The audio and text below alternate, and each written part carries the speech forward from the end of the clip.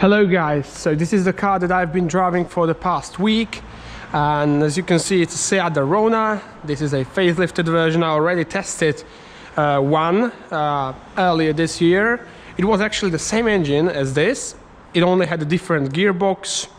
So yeah, this one is a different color combination. We have this nice black and white, and we have red brake calipers. They are not Brembo or anything, they are just for looks.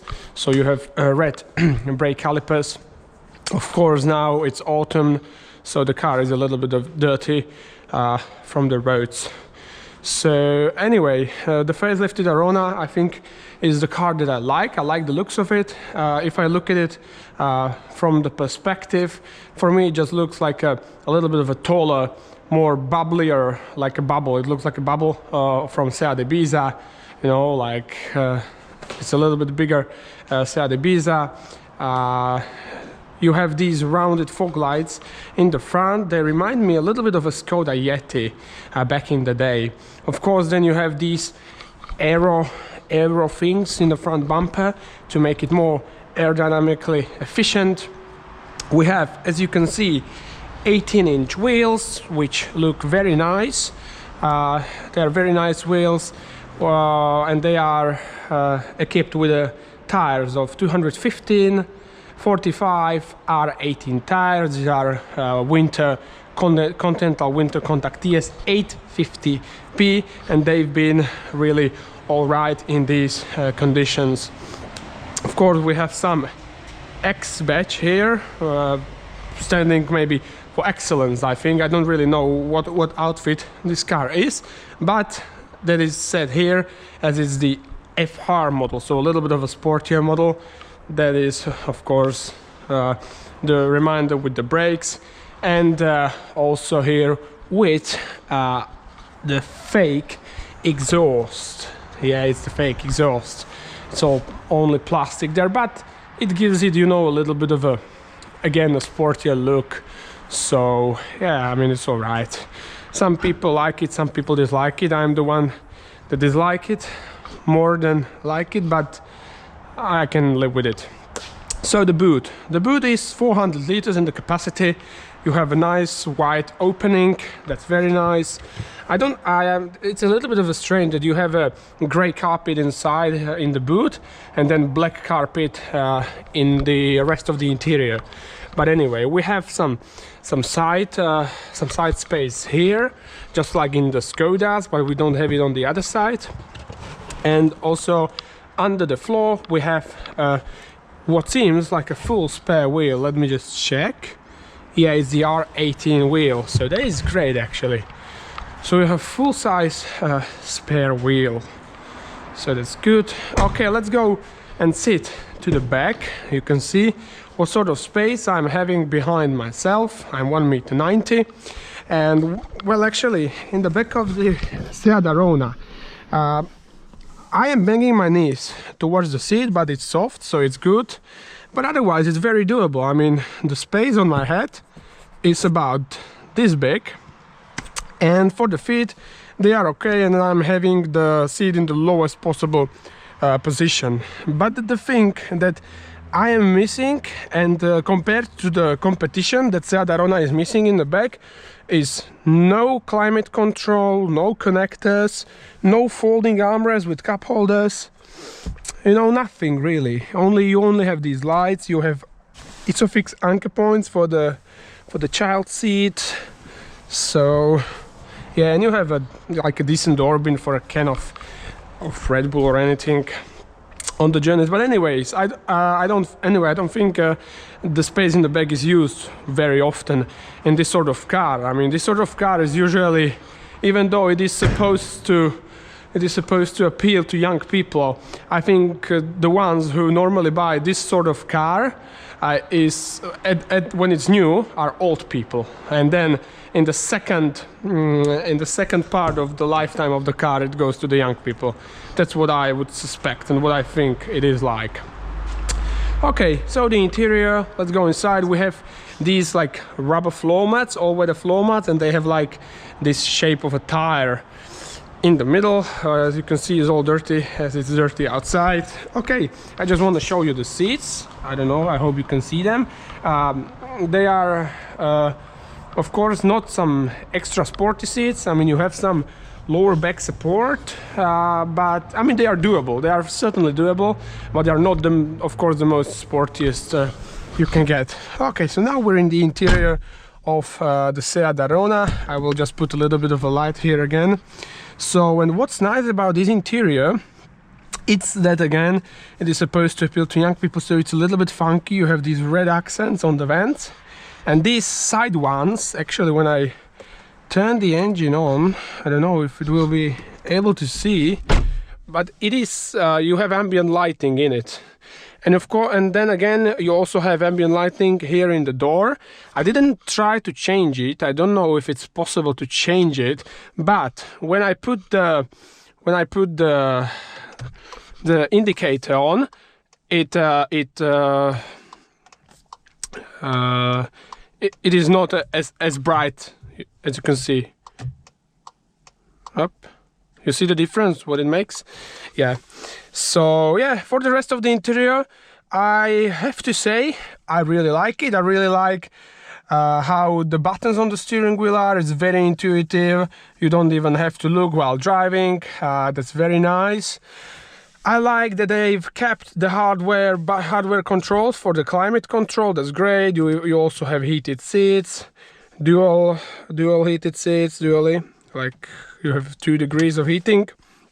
You have a charging pad here, then 2 USB-C ports above it, and then of course in the Seat you start the engine in the central console, and here you have shortcut buttons for turning the start and stop system off, changing the driving modes. We'll talk about it a little bit later. And here you have a parking assistant. So, and we can actually try it either as we're here on a car park, and we can start out driving with this car. So let's do it. Start of the engine. Nice. So we have, as you can see, a manual transmission. Before I had the 7-speed DSG with the blue Arona.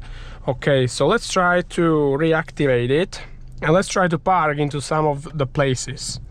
Okay, now I think I put the indicator on, and now it will of course detect some spaces. Okay, it says it's now finished, but I'm not giving up, man. It needs to be able to park. Come on. Okay, now I see the car there. I hope you can see it as well. And probably now it's detecting. Come on, Seat. I mean, I was trying it where there was a row of cars, and it was going inside. Let's try to go here. Maybe it will want to park here.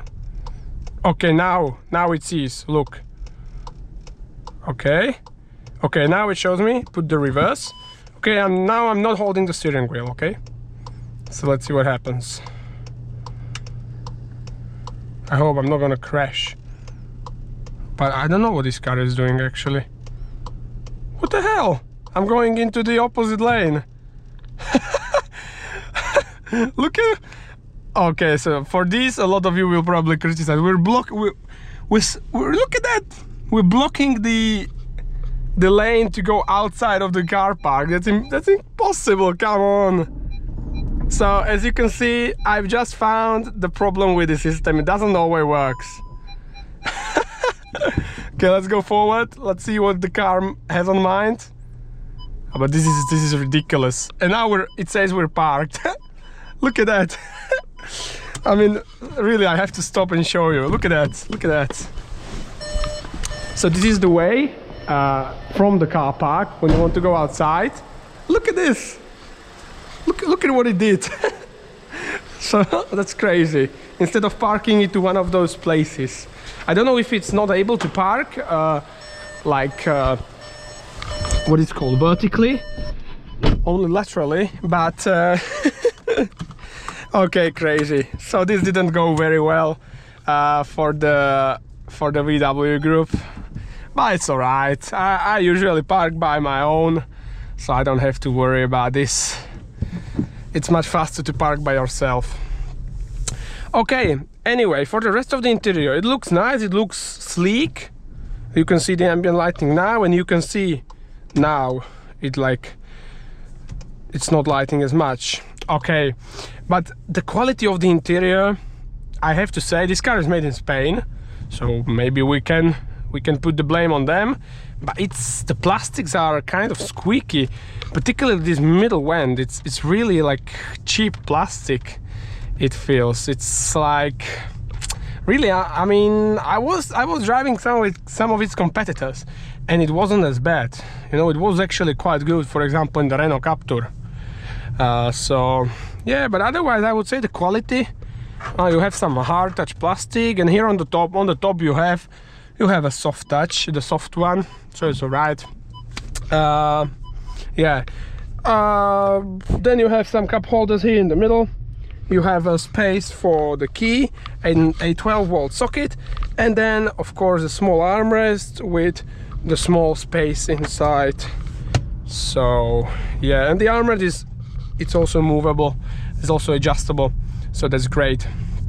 Okay, we have this full link system which is also Apple CarPlay compatible, and also of course I think Android Auto. I don't know, I don't use it, but yeah, it has like this crunchy sound when you press something. I hope you can hear that. So yeah, I mean, let's go for a drive. We have 1.0 engine, which have 115 horsepower and 200 Newton meters of torque.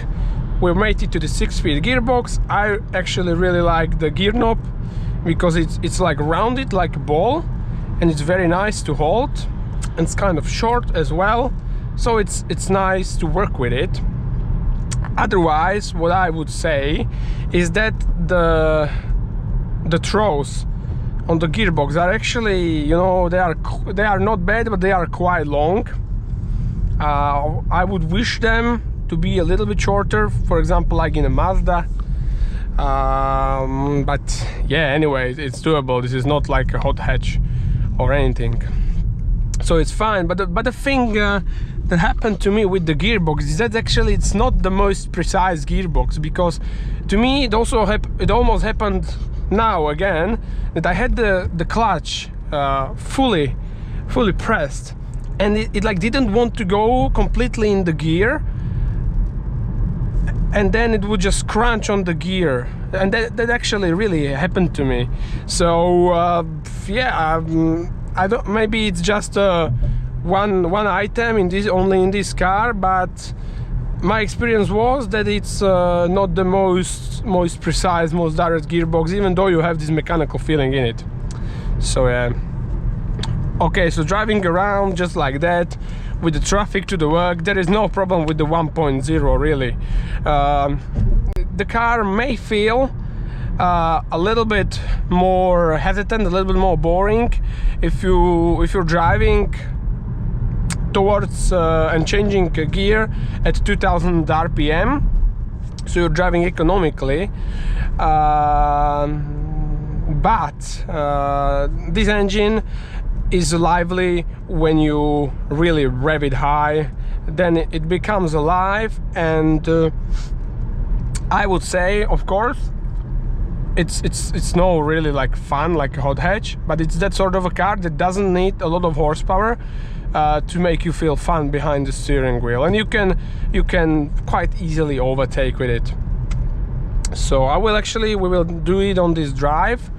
We will do the 0 to 100 kilometers. So anyway, we have this digital instrument cluster in front of me. So you have like 3 views. You have this minimalistic one, you have this sporty one, and you have this classical rounded, which I use. Of course, the thing I like about the VW cars is that I can check the temperature of the oil, which is now 58 degrees Celsius. Yeah, okay, back to the driving. So we have a sporty FR steering wheel here, which is nice. The steering, I would say it's not the most communicative, but it's of course, as expected with VW products, very direct, very precise. but it's not talkative. Yeah, that's the point. And it feels a little bit numb on the beginning, but then when you're really cornering and you need to adjust, it's okay. It's really good. The sitting position I like, is quite low, and I have to give points to the Arona for not being a crossover that is quite a high. It's actually quite a low car for being a little crossover mini SUV thing. So yeah, I like that. In terms of fuel consumption, I was actually doing no problem in the city, 5.3 liters per 100 kilometers. I did an average of motorway, B roads and city for 6.3 liters on 100 kilometers. And I also did like a push on the motorway where I was really pushing because I was in a hurry. I was doing, with this car you can do normally without problem 170, 180 on the motorway. You can hold that tempo and just drive, and I had the consumption of 7.3 liters, and that's actually not that bad because the car at 180 it only has 4,000 RPM at the 6th gear, so that's good. It's good. I appreciate. We have a soft limit at 4,000 RPM. Whoa.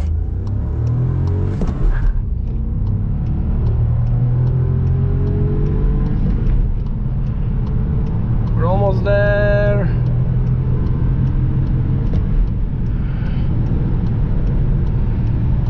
Now we're doing 140, we can turn it off.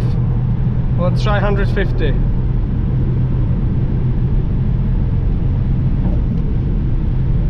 Oh, it was some nice push. Okay, let's stop it.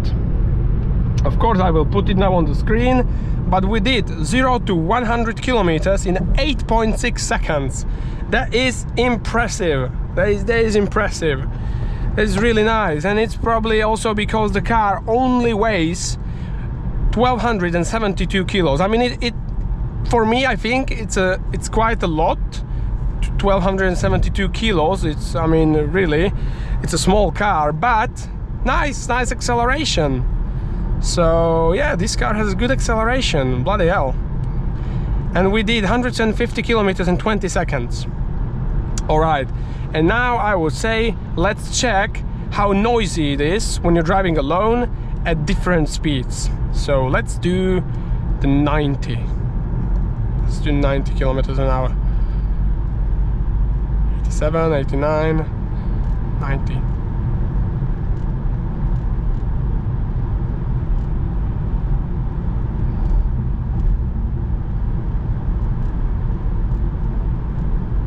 So we're between 63 and 64 decibels. Okay, 63 and 64 decibels. Let's try to put it a little bit to 130 kilometers an hour. The classic motorway speed.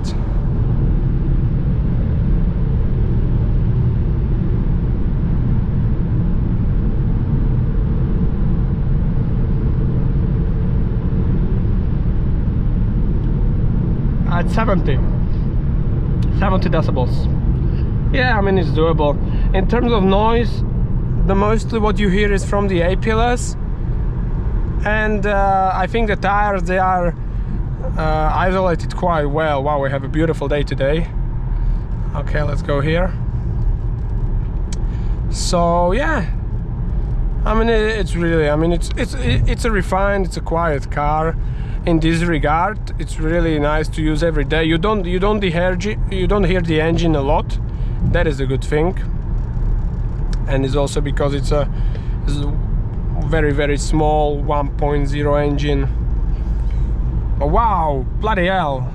8.5 seconds, guys. I mean, I'm surprised because the manufacturer says it's around 10 seconds, and we did this. I mean, that's great.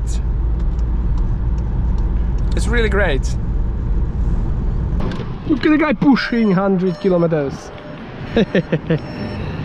Alright, I just want to show you the engine very quickly in here. I hope the highway, somebody who wants to help me is not gonna come here. Okay, so here is the 1.0 engine. You can hear it clanking and vibrating a little bit, but look at the engine bay, how clean it is. For the mechanics, it's gonna be really awesome to work on this car. So yeah, and you have LED lights in the front. These are not matrix, but they are working very well. And yeah, I think that would be it, guys, to the Seat Arona. I'm actually now surprised that I've seen the numbers of accelerating, and it's a really, you know, a funky small little car, and I enjoyed driving it. So I hope you enjoyed this short test, and I hope to see you in the next car video. Have a good time.